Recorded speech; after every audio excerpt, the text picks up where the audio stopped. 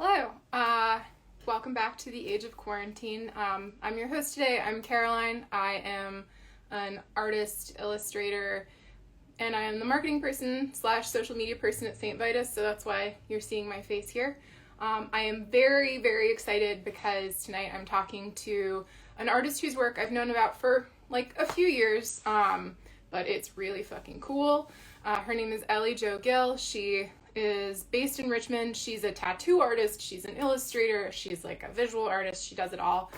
She's fucking awesome. I'm very excited to talk to her also because, like, I don't know. She's somebody whose work I've kind of looked up to. She's got a very distinctive voice, which like is so rare. Like, I know exactly when I'm looking at something that Ellie's done. And also she's just super rad. So I'm gonna let Ellie into the see how this works. So, all right, let's see. Hi. Hi, how are you? Good, how are you? I'm good. Thank you so much for agreeing to do this. I'm like really hyped. So, Yeah, thanks for having me. awesome. So, basically, this is gonna be real informal. I'm gonna ask you a bunch of, I don't know, random questions about your work and stuff, and just like use this as an excuse to talk about how cool and awesome you are and get a sense of like what you've got coming up and all that kind of stuff. So, Great, I'm pumped. awesome. So, I'm gonna start with the fact that you are also a fellow masshole. Yes, Massachusetts forever, 617, baby.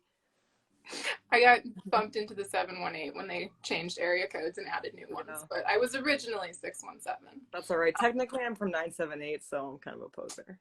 That's fair. My dad grew up in that general area. So where roughly did you grow up? I grew up in Pepperell and Groton, so okay. Yeah. Like right near Nashua, New Hampshire. Yeah. So, yeah. it's sort of near the border for folks who haven't spent any time in Massachusetts. Yeah. And I know you went to, I assume you went to like all sorts of like shows and stuff in high school, maybe? I went to shows in high school, but I wasn't going to DIY shows until I left home. Because that just wasn't like a thing. Well, it was, but maybe not for like, I wasn't tapped into that at that age. I was going to like Lupos at the Strand in Rhode Island and like whatever shows in Boston that would have me. I tried to go see Slater Kinney at the Avalon, and I was too young. Because everything was 18 plus. Yeah, everything was 18 plus. Yeah, there were no I didn't know about the all ages shows when I was underage. I didn't know about most of those either, and I was kept on a very short leash in high school. Yeah. I went to a lot of shows in high school, but they just weren't like the ones that that ended up like being most important to me as a person. Well, I mean, I feel like the stuff that you listen to in high school like doesn't always have to end up being the stuff you end up listening to later too, so still stuff that like some of it I still love, but it's not all like, I don't know, it's not like as brutal as I ended up getting into later. Who cares? I was listening to extremely embarrassing shit in high school, so I'm sure whatever you got, like, I really like Riot Girl and 77 and that stuff. That fucking rules. So then I know you've been like drawing for like your whole life, because when everybody like starts out drawing, like little kids draw and stuff like that, but I guess I'm kind of always curious, like I feel like for a lot of people they just stop drawing at some point because like people kind of, you have to be like good at it or something, like, people discourage you. So I'm kind of wondering like how, when you were younger, did you kind of like stick with it? Like what made you kind of realize like maybe this is something that you like really wanted to do? I've always been pretty stubborn, and I think when people tell me I can't do something, that makes me want to do it more. I had a real asshole for an art teacher in high school. I went to a really small high school with like only 60 kids, my graduating class, and so we didn't have art class until you were a junior and a senior, and the person who taught it he himself wasn't a visual artist. He was just like married to the principal. So he was like so I didn't get a lot of that in high school, and then he was like a real dick to me in in like high school art class, and that Yeah. made me like, it like fired me up more. Like I dug my heels in, and a lot of people told me that just like, you won't, it was like the only thing I really loved doing. Yeah. And a lot of people told me that you know, you won't ever make anything out of it. My mom had gone to mass art for performance art for sim. She was like Cindy Sherman performance artist in the 70s and 80s. Oh, wow, And that's cool. yeah, she was doing really cool stuff. She and my dad were both like 77 punks, and Yeah. so they were both like about that, and then they totally like traded that in for you know, 3 kids and a Yeah. house. And my mom just told me like, you'll never be able to go to art school, you'll end up a secretary. That's what she, you know, that's what she told me. So I think that like around the time I was like 15 or 16, when I was getting a lot of that feedback, I was like, you know what, fuck that, Fuck it. I'm just gonna Make like, it yeah, work. I'm just gonna, yeah, I think I got like stubborn, like Massachusetts asshole syndrome, and I was like, all these people telling me that I can't do it, like it's Well, the only fine. thing Well, I fuck love. you. Yeah, big fuck I'm gonna. you. Yeah. So yeah. I always wanted to do it, but I think around the time I was like 15 or 16 was when I was like, you know what? I don't know, all these people telling me I can't makes me really want to do it. Yeah. Well, So that's fucking. And I know you went to school for art too, right? yeah, I went to the Maryland Institute College of Art in Baltimore for a year and a half. And that was, it's a really great school. It was really expensive. Yeah. Um, and I didn't see myself making enough money to pay back those loans. So I left there and took some time off. And I was kind of, at that point, I was like, yeah, like street college. Who needs college anyway? It's like, you know, oi, working class. And then I was like, actually, I kind of want a degree. I kind of like want to, I like want to go back to school. So I went to Mass Art, and that's where I graduated from eventually.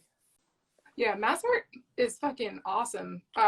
It's one of those Yeah. things where I didn't realize it at the time. Like I took like drawing classes there in high school, and I like didn't realize how cool it was at the time. But like I'm running Yeah. into all of these crazy artists now that are like amazing, and they'll be like, "Oh yeah, well, you know, I went to mass art undergrad," and I'm just like, "The fuck? Why did no one like this? Is awesome." Yeah. Yeah. I think there was like this, there was like a stigma attached to mass art with some of like the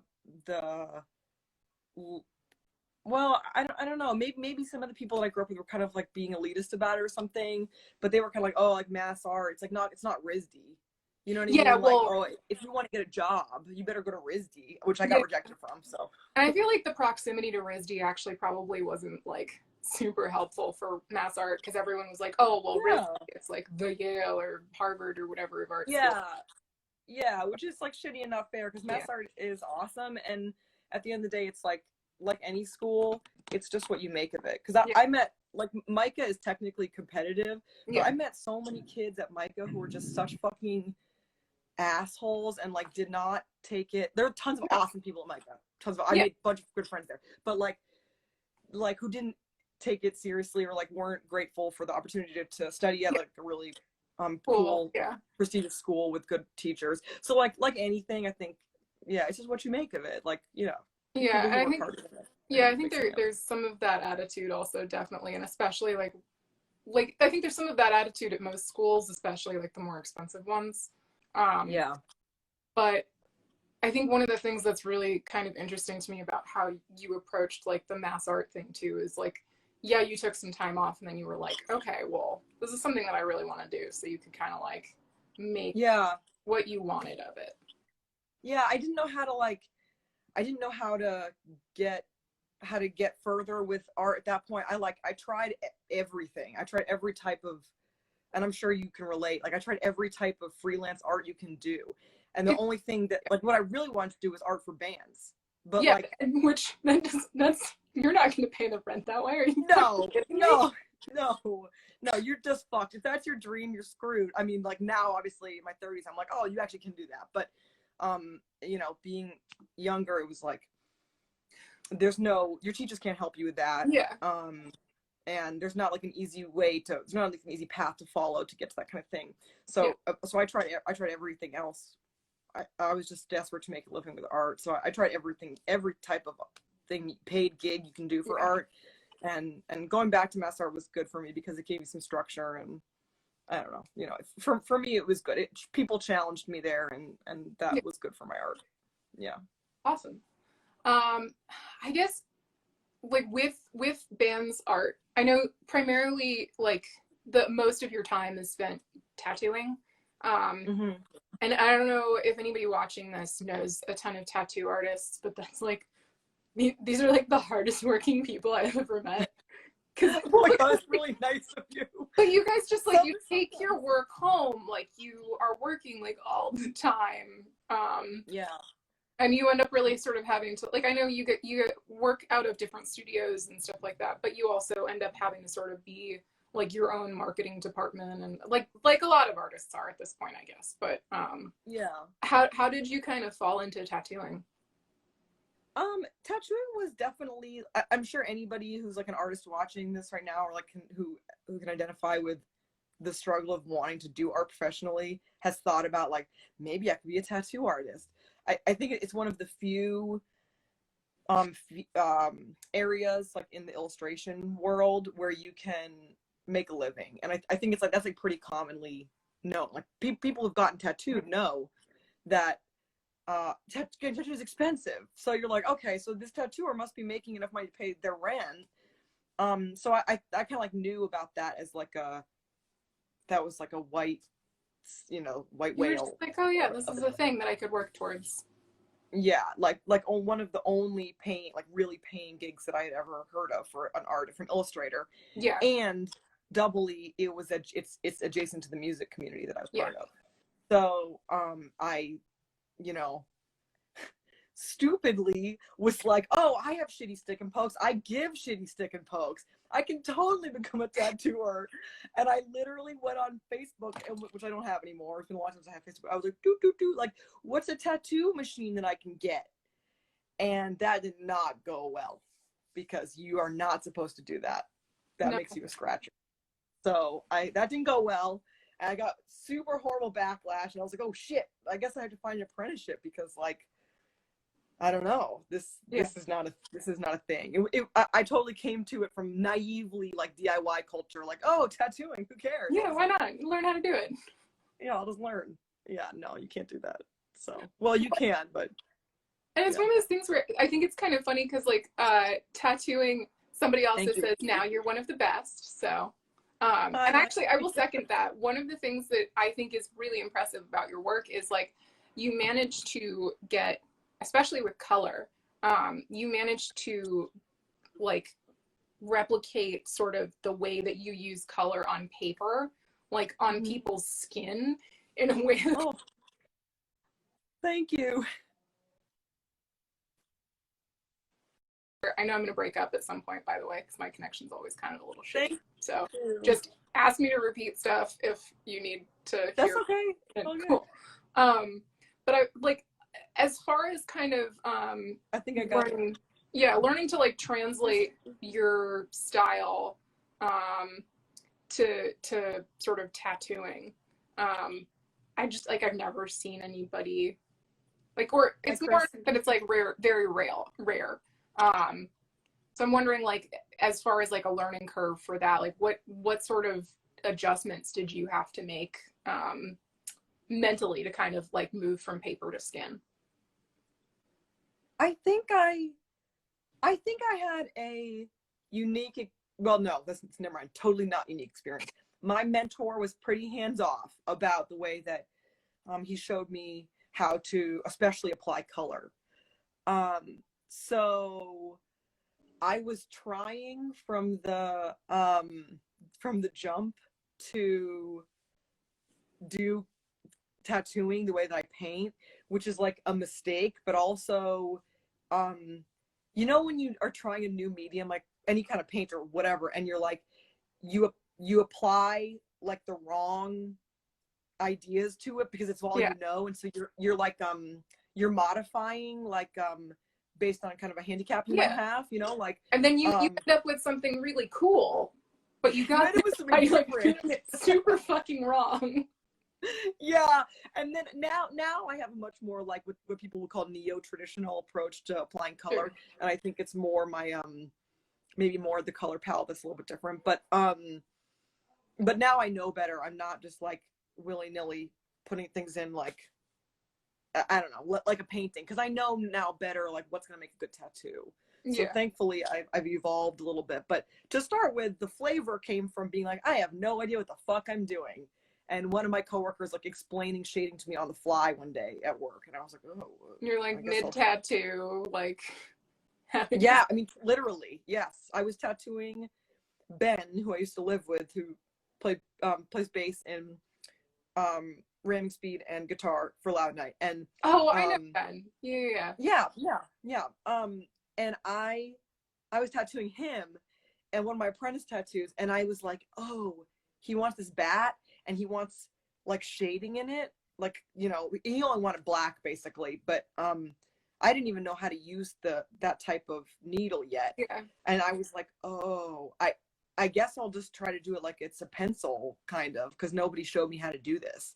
And my coworker happened to come in and was like, what are you doing? I was like, please help. I'm just trying to make it look like a drawing. I don't know. So, yeah, really faking it till you make it. Maybe that's the moral of that. Yeah, but like, I think that most artists would probably tell it, with the exception of like the like wonderful like atelier trained, like, I think most artists would be like, well, I wanted to do this thing and then I didn't know how to do the thing, so I just did it anyway. Yeah. Yeah. I mean, I was like acutely aware that my tattooing skills didn't match my drawing or painting skills. And so I was like desperate to find advice and to get better and try to like adapt my style to make it like a good tattoo. I'm so neurotic about, and from the like I cried every day when I came home from tattooing people. I like so desperately wanted to make a good tattoo for people that wasn't going to fuck them up, that was going to look good forever, they were going to love. I was very worried about that, so I was motivated to get better at it quickly. You know, well, I mean, like, it's scary because, you know, it's wicked scary. It's wicked fucking scary. Yeah, painting is so much like more relaxing. Wait, but hey, to be clear, yeah, also that's Dan. So like, I know, yeah, I love you, Dan. Hi, Dan. For you? No, Dan did this. Mm. I'll send you pictures. Hell yeah. It's Dan is the man. Yeah. He did Jonah's beautiful half sleeve. Like, everybody that I know has a fucking Dan Bones tattoo. It's awesome. We're like all weird, kind, talented, good politics. Exactly. What more could you want? Mm-hmm. Nothing.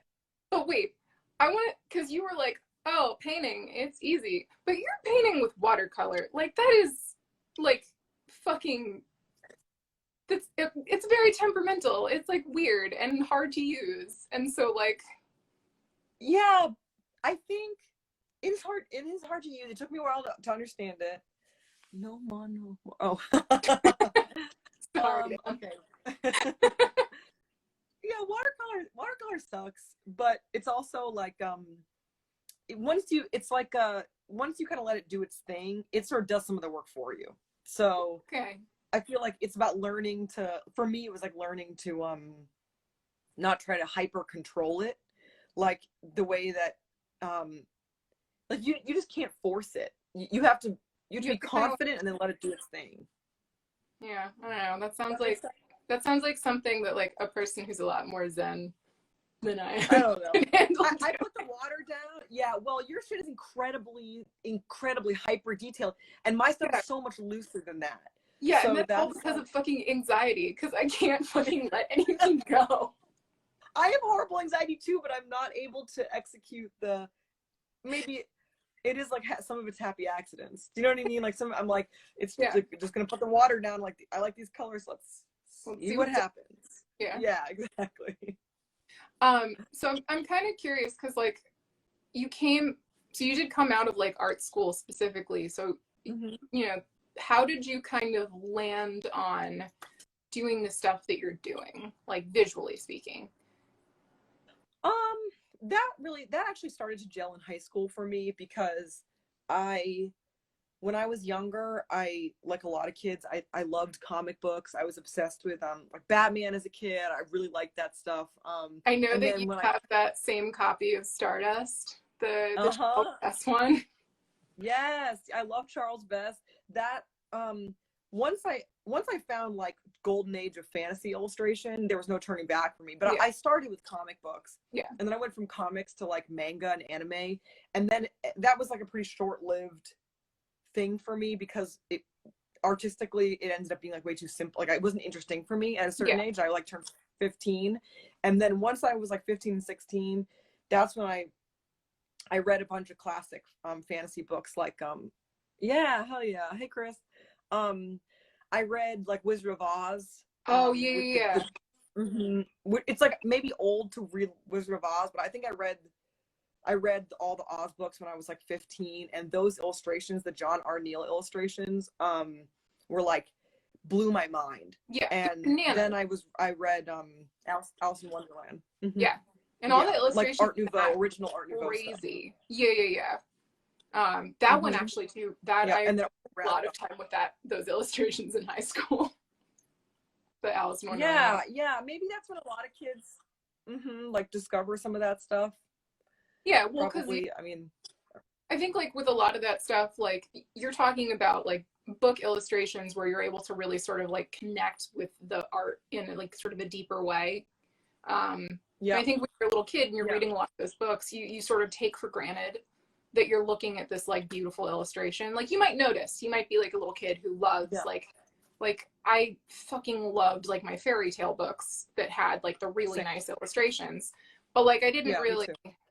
get like Yeah, what about it was so cool until I yeah, started like understanding how to draw, I guess. yeah, and I think too, like they're a little more sophisticated looking than like the comic books I started out with when I was really young, and also like I was super obsessed with with D&D monster manual. I was Yeah, totally that obsessed with that. we're following that later. I'm definitely asking you Yes. more about that.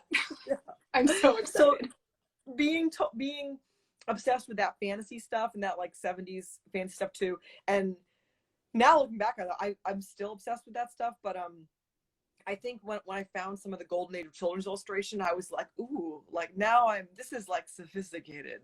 And so I got really into that. And Yeah. wait, where the fuck was I going with that? The question was, I I don't know. sort Oh, of my like how, style. yeah, well, yeah, not even like your style, but like how did you figure out like what you like doing, kind of, I guess. Yeah, I think I've always been I've always been a fantasy nerd since I was a little kid. Always. And that was always what I wanted to do. But I think that the children's illustration stuff was a happy medium for me because you can also illustrate other stuff in that style. Yeah. So that was a good jumping point for me to feel like, honestly, it was like the weird converging of like the music community that I was part of, and even in high school, and Yeah. my friends were into music, and then like the art stuff, the fantasy stuff, it wasn't quite. I wasn't a metalhead in high school yet, Yeah. so like I wasn't thinking like I'm gonna do this fantasy art and it's gonna interject with my music community. You know what I mean? Yeah. Yeah. Yeah. So I think that stuff, the golden age of children's illustration style and some of the Art Nouveau stuff and some of the other stuff, that was more, it was more open-ended with the content wise. Yeah. So I started to be able to I did more stuff and Yeah. does that make sense? I don't know if I'm A little rambling. bit, yeah. Well, because like also the music interest is something I'm gonna chase a little bit, but like when you're thinking about like visuals that go with music, yeah, we got more Ellie fans. When you're thinking about like visuals that go with the music, I think one of the things that I kind of noticed is that a lot of genres don't really care about it in the same way as like metal does. So like Truly. so I think when you're thinking about like what types of styles would potentially work, like maybe you're not going quite as like crazy and gross and weird, but like Yeah. I don't know, like when you because what really like made you want to also explore like the music side of the illustration thing too? Well, just being really into the music, like that was just the other half of Yeah. my life. Carla, hi. Wow. The being really into the music. Carla and I went to Mass Art together, by the way. That's Fuck yes. Sunny K Designs there. Yeah, that's my main bitch. Um, I obviously there was like art on the one half of my life and music was the other half of my life. I think I told you like my parents were like part of that community in the 70s in Boston, and my dad is like a huge he's a drummer and just like obsessed record collector and musician, and you know so that was like the other big half of my life. So I just wanted to have figure both. out. Yeah. Art win, yeah. I wanted to have both, but I didn't really honestly, it wasn't, that took me forever to figure out, because I was like stumbling around like, who wants Alice in Wonderland album artwork? And people were like, literally not me. And they were like, it's not the 70s anymore, so stop. Yeah, exactly. Especially for like the punk and hardcore community that I was like, hey, like hello fellow punks, hire me to make your album artwork, but like it's not gonna look like cool punk artwork. So luckily the metal community will have me, but yeah. Well, yeah, but so then how did I guess a sort of a natural segue from that would be just like, how did you end up getting into doing stuff for bands and for music and stuff like that? I guess that was just natural. Yeah, hi Jean. I guess that was, it was frustrating for me because I was like making stuff that I thought was cool, and in my mind I was like, don't you guys see how like truly dark this is though? Because it's like not dark, so it like is dark, but it's like a callback to like weird old stuff. And I was like being too heady with it, and at some point I was like, dude, you just gotta draw skulls, because if you don't draw skulls, like nobody's gonna want this. But just being part of the community, just being part of the music community, like I just go to shows. I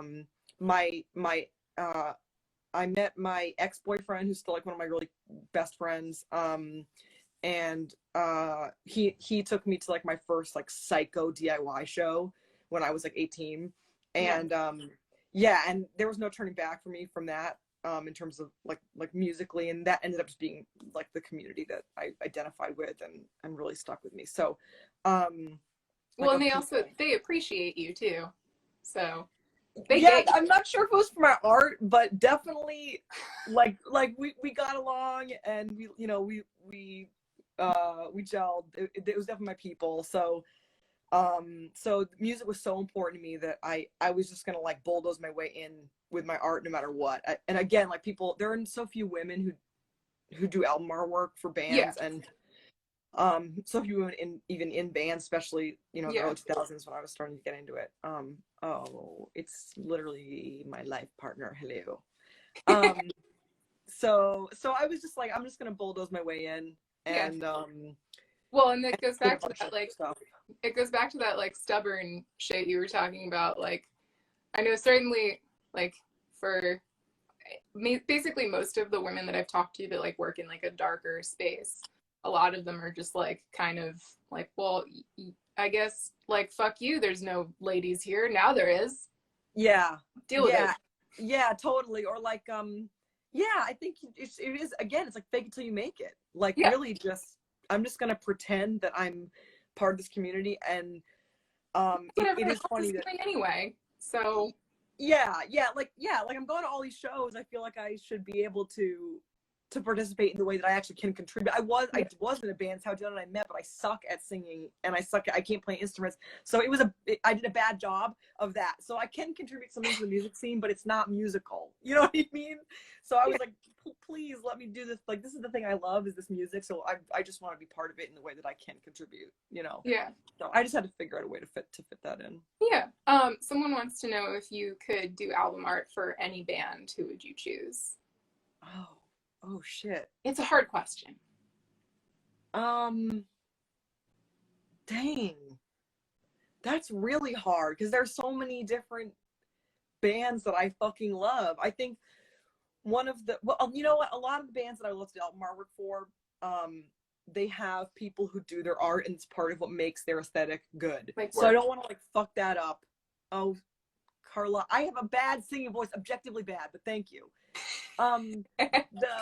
a dream for me was doing the page 99 thing. If I could do album artwork for page 99, I mean, Chris is my homie, so obviously So Chris's art is incredible, so I wouldn't want to like, and like that's their thing, so like you don't want to fuck that up.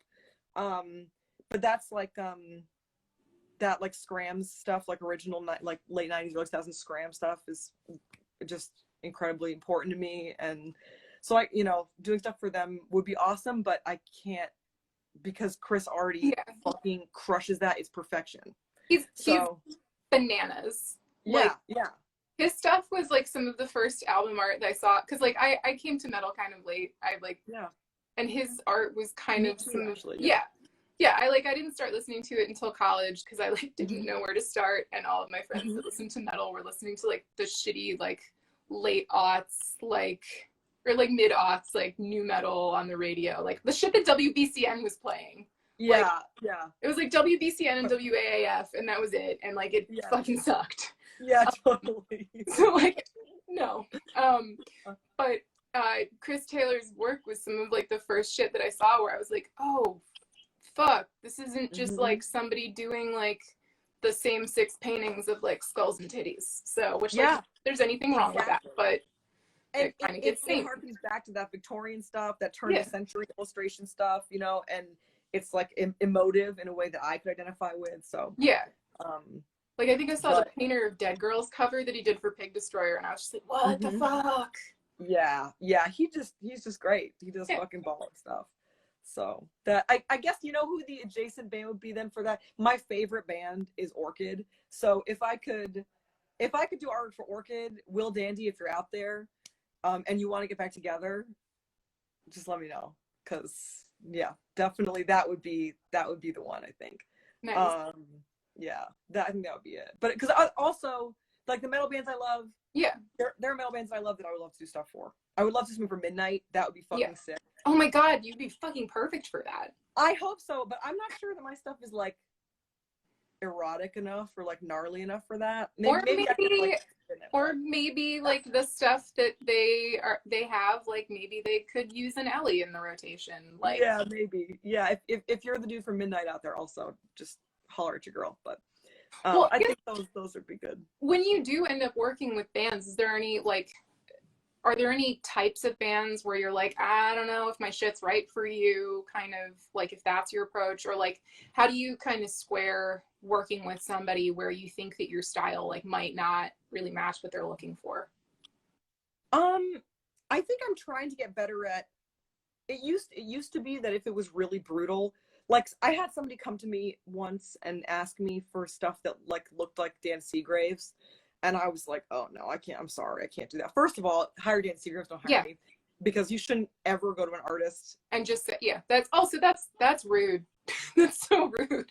Yeah, like you should go to Dan, because I would hope that no one would ever say, can I get a tattoo that looks like an Ellie tattoo, but like cheaper? Because that's kind of what that is doing. Because obviously I'm not on that echelon with Dan Seagraves, so it's like going to somebody who's like a little lower down the totem pole and being like, can you just copy this style? Which is it's insulting to Dan, and obviously but it's also insulting to somebody like you, because then it's like it's showing up and it's like, well, I don't really want you to do the thing that you do, I want you to do somebody else's thing, and like that's demoralizing. And I think I used to get that more when I was younger, and I get it a little less now, but I used to be more like, ooh, if you want it to be more like brutal like that or whatever, then I don't want to do it. And now I think my goal is to be able to like have a wide enough repertoire that I can do, like I want to be able to, like if like a death metal band comes to me, I want to be able to do that for them. I want it to match their aesthetic. And I think some of the stuff that you've been doing for ekphrastic beasts, ekphrastic. Sorry. The monster manual that you're doing, like I feel like it kind of starts treading like into that territory in a way that's like really exciting because it's in your style. So it's like you're working with these like crazy morbid like skull images, but it like doesn't look like anything that I've ever seen anyone else do. Right. Yeah. So I'm trying. with that, like you mentioned you were like really into like D&D and stuff as a kid, and I was wondering if you could sort of talk about one, like what the project is, how you got involved in it, but then also sort of like how you've approached like the stuff that you're making for it. So Yeah, so that was Jeremy. Jeremy Hush approached me about that, and Jeremy is the man. If he's you don't wonderful. already know, yeah. I mean, I know you know. If anybody else watching this doesn't know who Jeremy is, definitely go check out Jeremy Hush. He's incredible. And he like, I'm just so grateful for him across the board. He like, when he first reached out to me to do a show at the convent, he told me, he was like, I like to take like, you know, like baby punks who like don't, you know, have like the platform yet for their art and like help them with that stuff. I was like, oh my God, thank you. Yeah. Yeah, totally. Yeah. His stuff for Slug and Lettuce, his like anarcho illustrations are just like fucking awesome, seminal, incredible. And he also has a lot of the same turn of the century children's illustrator influences. He really does. Like you guys are sort of different sides of the same coin in that respect. Like your work doesn't really look alike, but it clearly like comes from like a similar. Yeah, I think his stuff is more authentically rooted in like Rackham stuff, and mine is more like the new school of that, because I'm still really influenced by comic books. Like the Hobbit movie. Yeah, totally. And like a little more Muppet. I think I'm like a little more of a Muppet than he is. But so he invited me. He hit me up during the at the beginning of quarantine. It was just like, I have this project and I think you're perfect for it. And I couldn't believe that he even wanted to do that with me, because it's like always been a dream. Because you're awesome. Thank you. But you know, you don't ever think of yourself, you know. No, God, no. It's hard to think of yourself in those ways. So I didn't expect it, but I was really, really grateful. Yeah. So he invited me to join the rest of that team with Nathan and Joe and Jonica, who's the writer for it. And you guys got Skinner too, right? Yeah, Skinner was like our stretch goal, and he did one of the monsters, and so did Eric Roper. Oh shit. Yeah, and they're just both obviously fucking incredible. Yeah. And Skinner is also the man, just like the funniest, nice person, so supportive. And yeah, just like a whole big crew of like nice fellas. Yeah, Nathan is legit one of like my favorite working artists. So yeah, totally incredible. And similar to yours, because it has like a visceral texture element that's like really like body horror. Yeah, Gene. Yeah. I actually think Gene is how I found out about Skinner, because Gene did like a panel.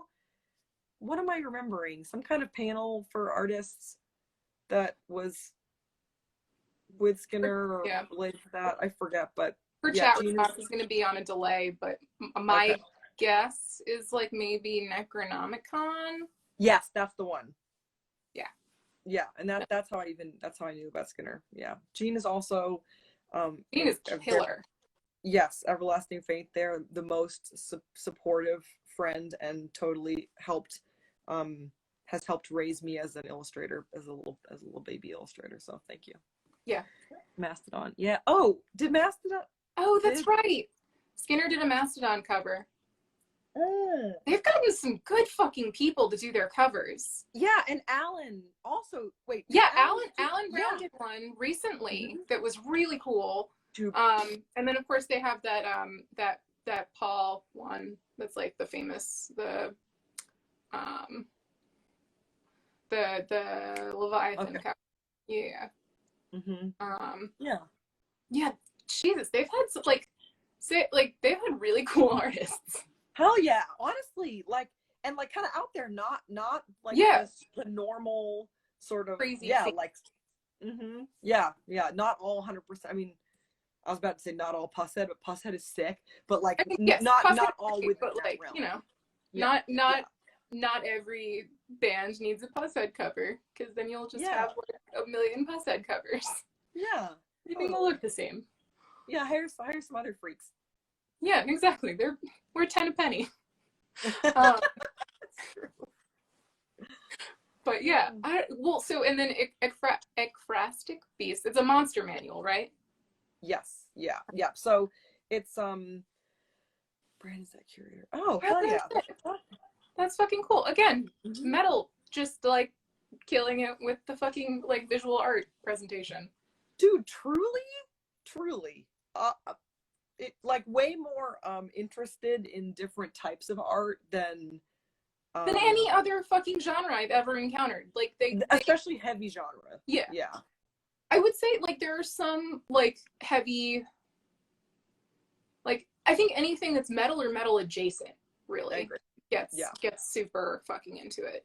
Although I feel metal adjacent. I don't know if you like so like in the Venn diagram, like metal punk, like those bands definitely do some weird stuff, but like the punk bands that I love, I'll never be able to make art for them because I can't do that. I can't do like a cool graphic black and white image. It's just not. Oh yeah. High contrasts. I can't.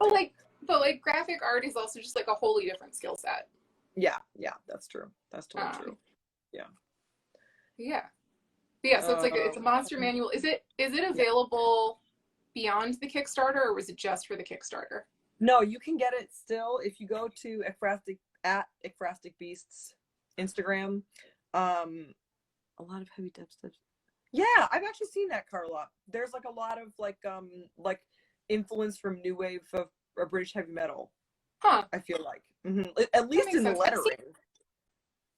I've seen some. There have been like some sort of like more like underground hip hop type of things that have been doing some cool shit lately too. Yeah. But the SoundCloud community is definitely merging aesthetically with a bunch of different parts of our community, and also some of the metalcore imagery is also being like the SoundCloud metalcore crossover.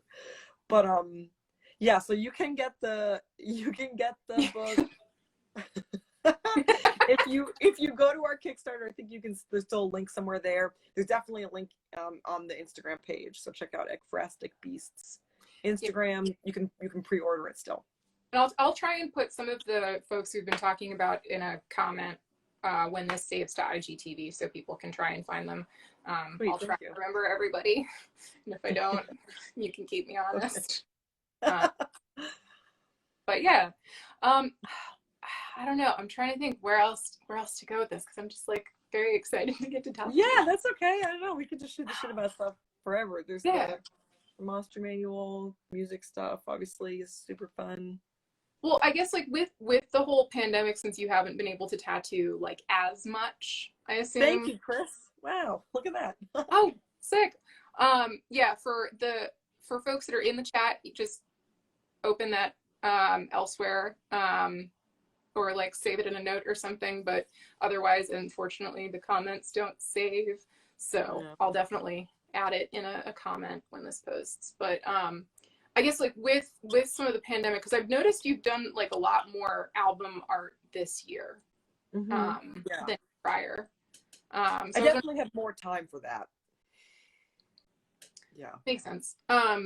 As far as kind of like moving forward, I know like tattooing obviously is like how you're able to sustain yourself. You obviously really like it and have a gift for it. But as far as sort of like music related art, especially now that I think you've gained a little bit higher profile as someone who can like do a whole bunch of cool shit. Is there like anything like moving forward, should bands want to work with you, that they should know as far as contacting you or things like that?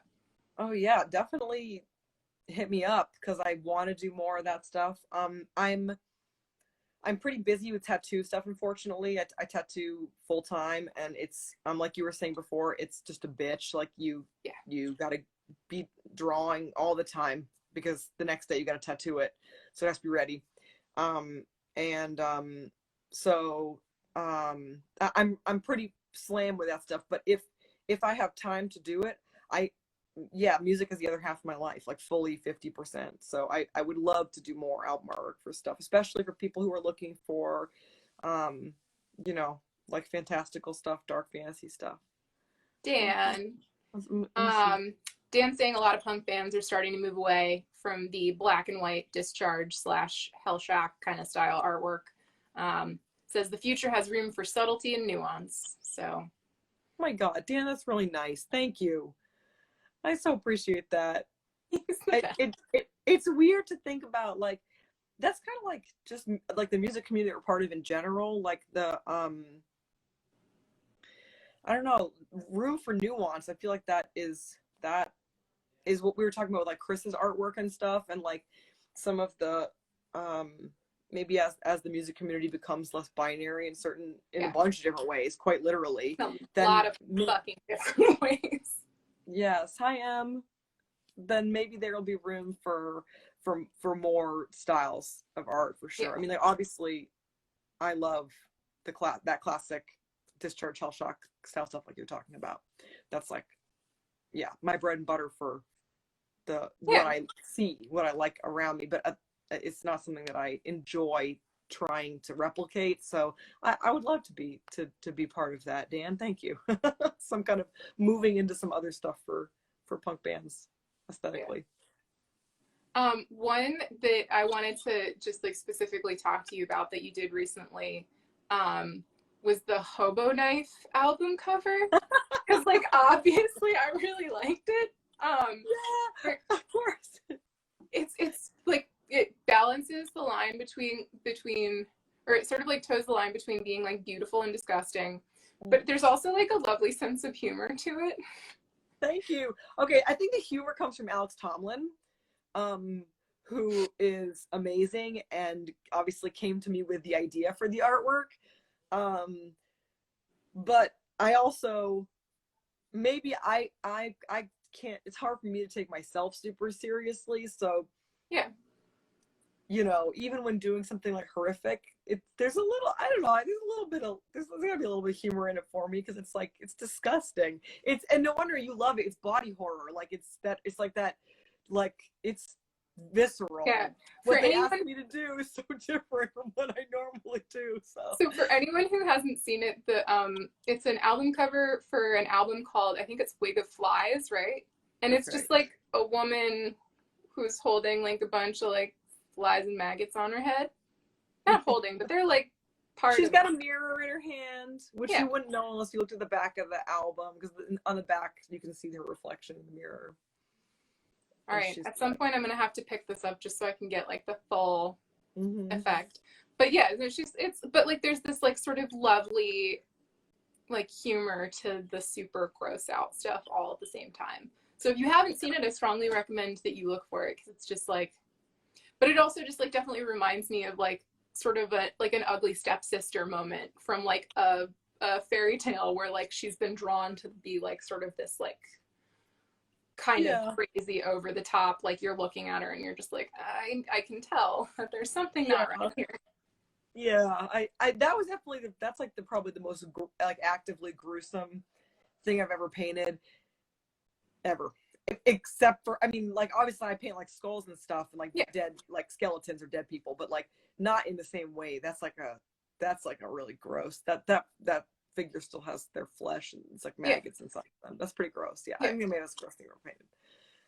Yeah, well, thank you, Alex, for that. That was fun.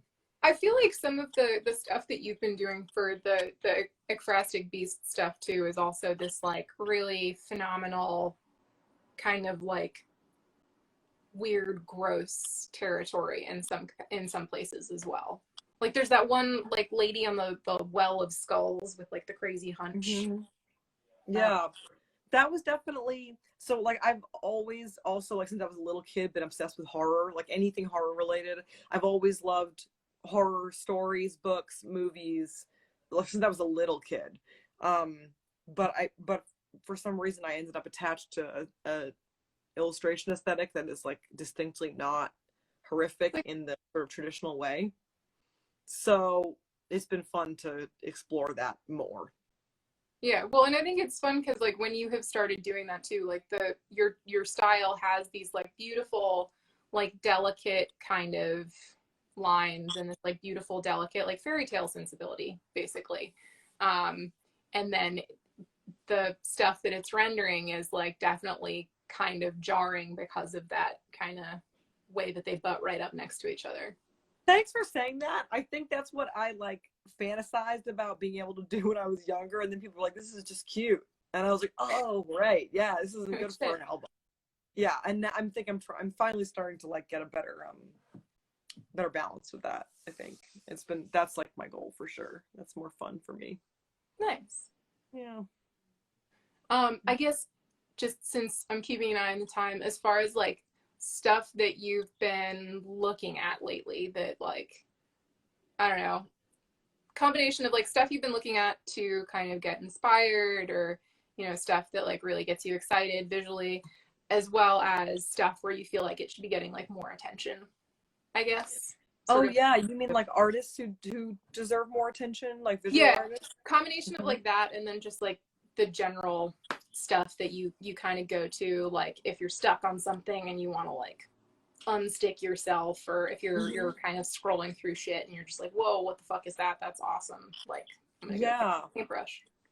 I think I have a huge collection of books. I'm like a total book hoarder. So I collect 20th century children's books, 19th century children's books. I have a ton of that stuff, which I look at if I'm feeling stuck sometimes. Obviously, like I said before, like Rackham, Edmund Dulac, John R. Neal, and then and all like that crew, and then like the 70s guys, obviously Frazetta, but also like Michael Kaluta, and Jeffrey Catherine Jones, and you know, Brian Froud, a lot of that stuff. So all those books, I'll pull those books out to shake things loose a little bit if I'm feeling stuck. And then I think lately I've been looking at like I'm a big comic reader, but and I like making zines and stuff, but I'm just not super patient to make the sequential art. Even though I wish I could. But lately I've been, dude, it's fucking time consuming, and I have the most respect for comic artists. They're special. Yeah, exactly. Yeah, you have to be obsessed in a different kind of way. But also you have to be really good at layout and world building. And you have to be much broader with your, and more dynamic with like the poses and stuff. So I've been looking at a lot of my own comics that I like recently, just to shake things loose, in terms of drawings when I'm feeling stuck, and like trying to get more motion, more action, especially if I want something to look kind of brutal or tough. Like, you know, if it looks stagnant, that can work for like a children's book illustration, but that's not always going to work for, you know, something with, you want more activity. So that makes sense. And then I don't know, folks you're currently like really excited about that are like maybe a little lower profile. I know I'm putting you on the spot with that one, and it's a really hard question, so no, that's okay. It's tough because a lot of the people that I spend most of my time with are tattooers, and so like obviously my whole crew at work, I work at a shop called Unkindness, and my boss is definitely not underrated. She's like exactly where she should be. She's definitely, people know who she is, Teresa Sharp. But and I think my coworkers get like good respect too, for sure. But if you don't know my coworkers, they're all fucking baller artists. I admire them. They lift me up all the time. They inspire me all the time. Definitely check them out. My friend Red, you can find her Instagram at Red Du Monde. She's an amazing artist. Faith, whose Instagram is Vitriol Tattoo, incredible black and gray stuff, also super dark. Lindsay Hall is incredible. Yeah, so like the folks that I tattoo next to all day long, just fantastic people. And they just deserve all of it. But for like other illustrators, I mean, it's hard. It's like, are people being how do I decide if somebody's being undervalued? Fair. Yeah. Other incredible illustrators, obviously, like I said, Jean stuff. I cannot speak highly enough about Jean. Go check out Everlasting Faint. No, like the way that she works with paint is like not like anything I've ever seen. Like nobody's doing shit that looks like Jean's. Yeah, it's totally sublime. Like lighting and also Jean is the person that I hit up when I have questions about like what should I do with this album artwork, or like what should I do with the lighting, or what do you think about this color. So definitely check their stuff out. And dang, who the fuck, there's so many good artists out there who I am obsessed with. I've been like really into Becky Cloonan stuff lately, but I don't think that she's underrated at all. People fucking see her and she's fucking sick. So she's a comic artist, and I'm not sure if she works with metal bands, but I think that she's kind of metal adjacent. She has done beautiful comic stuff, and also is writing for Wonder Woman now. Oh, okay. So yeah, she's so comics. Yeah. Okay. Yeah, not like doesn't need my shout out, but definitely is like somebody that I've been looking at lately and be like, wow, that stuff's cool. Who else? Oh, I mean, just man, it's like all my homies. Yeah. Everybody go check out Rosemary Jane. Rosie's the shit. All of her tattoos are incredible. Yeah, what the fuck? Oh, I guess Jean is saying I think Becky Cloonan might have done Roadburn stuff. Yeah, there you go. So that's a sick gig. Roadburn, yeah. What the fuck? That's awesome. They fucking have like a whole like art side of it as well that I think is really like, again, getting back to the whole like metal and art kind of working hand in hand. Yeah, and that's Roadburn had Dysphere a couple years ago. Yeah. I think. And also one of my favorites. So like that that's a dream gig to and I work think closely I with don't that. I don't know if they're still doing it, but they were, well, still, because nothing's really happening in person right now, but they were also, I think, doing like art shows as a part of the fest. Because Richie Beckett did stuff for Roadburn, right? I think. Yeah, and I think they would occasionally have like a visual, like a metal visual artist of some description, like curate like a show. Maybe did John Baisley have something to do with it too? I'm sure he at some yeah. So I'm that's like that's an awesome crew of people. That's really cool. That's fucking sick. So it doesn't surprise me that Becky Cloonan would work with some of those folks, and it's cool that there's like a femme person representing as part of that, because those are all sick dude artists, all those guys, and also it's cool that Becky Cloonan's in that. So any femme people, I'm here for that representation. I don't know if I have, man, I wish if I had like thought of some other folks like but off the dome, I'm not sure. I'm like freezing off the dome, but if you're not following Chris's Instagram, definitely go follow his Instagram. Chris Crude. Chris Crude, CRISCRUDE. That's right. Yeah, for all of your scramsy, emotional, incredible, dark stuff. He did that cool artwork for Portrayal of Guilt.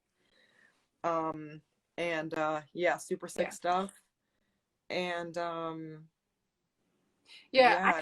love, to your point, I love when people like work with the same artist, like release, like it's obviously like cool that Mastodon like changes it up and gets somebody awesome every time, but there is something to be said for like having a few releases with a similar visual feel, especially with somebody whose work is like, so identifiable. Yeah, which, and that's so true for like definitely Chris from Page 99, obviously Jake Bannon from Converge, and all of their artwork. Aaron Horkey, just like defining almost the whole like era of hardcore music with his artwork.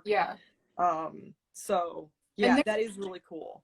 There's I am blanking on her username off the top of my head, but there is a younger woman I just found her, and she's like able to do Aaron Horkey stuff, but it looks like hers, but she's still able to like pull off. Is it Drowned Orange? No, it's Shit. She's from Germany. Also, definitely check out her stuff if you like pen and ink style stuff. Beautiful, beautiful stuff, and a really nice gal. I'll have to check that one out. I'm not familiar with her work, so that's exciting. Yeah. Yeah, I love that pen and ink style, and obviously Horky is like a master of it, but I'll have to check out whoever it is you're talking about if you. Shit. I know that her username starts with an S. That's all I've got. Yeah. Shoot it over to me when you remember. I will. I absolutely will. I found her through Karmazid, that guy. Oh, cool. Okay, yeah. Yeah. Yeah, that rules. That's what's up. Yeah, I don't know. Any parting shots? Given that we've hit 9 o'clock, so. Yeah. Yeah, no, thanks everybody for coming out and watching. And yeah, if you're in a band that needs artwork, like you said earlier, hit me up. I'm totally interested. Yeah, I don't know. It's cool. Thanks for having me. I so appreciate it. Thank you, Saint Vitus, for hosting the these interviews. It really means a lot to me, and I really appreciate all like the focus on some femme artists in the heavy music community. That's a really special thing for me. So I'm honored to be with you. Thank you for taking the time and letting me punish you for not punishing. No, it's somebody fun. No, we're nerding out. Hell yeah. No, I had a blast. I really appreciate it. Cool. All right. Well, take care, and we will save this to the IGTV page, and I will try to add links to various user accounts, but definitely feel free if you guys have other cool suggestions. Hell yeah. All right. Thanks, y'all. I really appreciate it. Have an awesome rest of your night. Thanks, Ellie. Okay.